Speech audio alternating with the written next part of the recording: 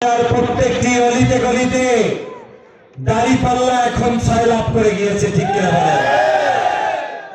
তোমরা যারা ভোট কাটার চিন্তা করতেছ, তোমরা যারা হুমকি ধমকি দিয়ে আমার ভোটারদেরকে ভোট সেন্টারে যাওয়ার জন্য বাধা প্রদান করার নীল নকশা আঁকছ, আজকের এই সমাবেশ তোমাদের জন্য একটা জবাব, ঠিক কিনা বলেন?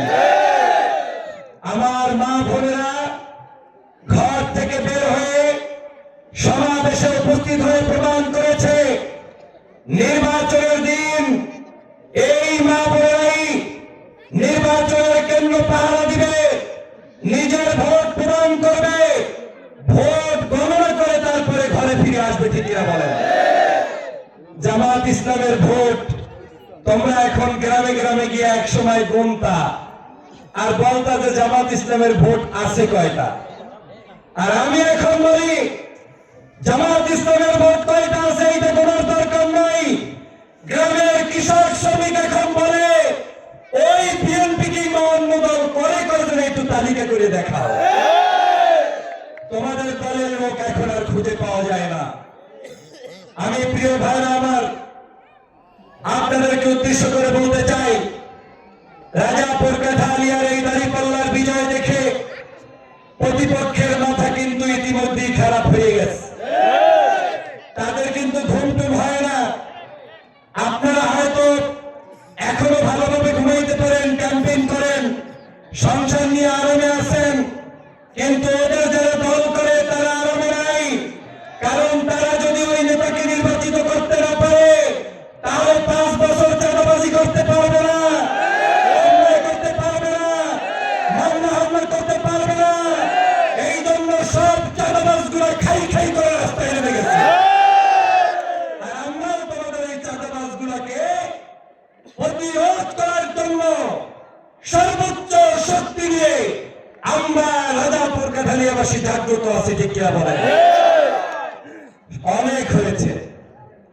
5ই আগস্টের পরবর্তী সময়ে আমরা মনে করেছিলাম যে বাংলাদেশের মানুষের ভাগ্যের পরিবর্তনের জন্য ধৈর্যের পরিচয় দিবে এই দলটি, কিন্তু তারা সেই ধৈর্যের পরিচয় না দিয়ে সাধারণ মেহনতি মানুষের বিরুদ্ধে মামলা হামলা নির্যাতন অত্যাচার করে গত 1-1.5 বছর পর্যন্ত এই জনপদকে অতিষ্ঠ করে ফেলেছে, ঠিক কিনা বলেন? গিয়ে বলে আমার কিছু কিছু কর্মী দিয়ে আপনারা কষ্ট পাইছেন, ওই সন্ত্রাসগুলোর 12 তারিখ পর্যন্ত পাইলে রাখতে চাই, 12 তারিখের পর নাকি ওই সন্ত্রাস উনি একটু কমাইবে। যারা সন্ত্রাস 12 তারিখ পর্যন্ত পালতে চায় তাদের উদ্দেশ্য হচ্ছে সন্ত্রাস দিয়ে রাজাপুর কাঠালিয়া মানুষের ভোটাধিকার কেড়ে নেওয়া এবং সন্ত্রাসের রাজত্ব কায়েম করা, ঠিক কিনা বলেন? বাংলাদেশ জামাত ইসলামের যারা লোক সবগুলো ভদ্রলোক, ঠিক কিনা বলেন? একটা লোকের গায়েও মামলা পাবেন না, হামলা পাবেন না, জুলুম নির্যাতনের কোন রেকর্ড পাবেন না। এমনকি জুলুমের শিকার হলেও আমার ভাইয়েরা বুকে পাথর বেঁধে মানবতার কল্যাণের জন্য রাস্তায় নেমেছে, ঠিক কিনা বলেন? অতএব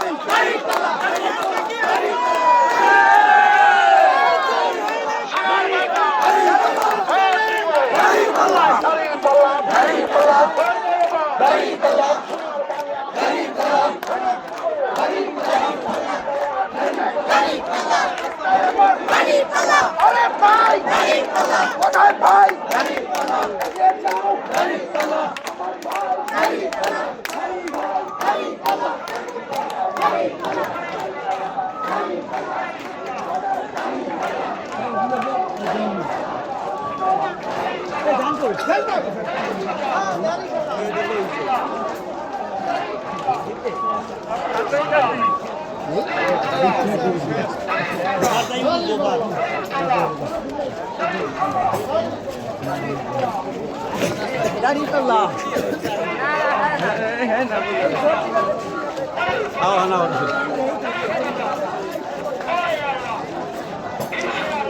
দাঁড়িপাল্লা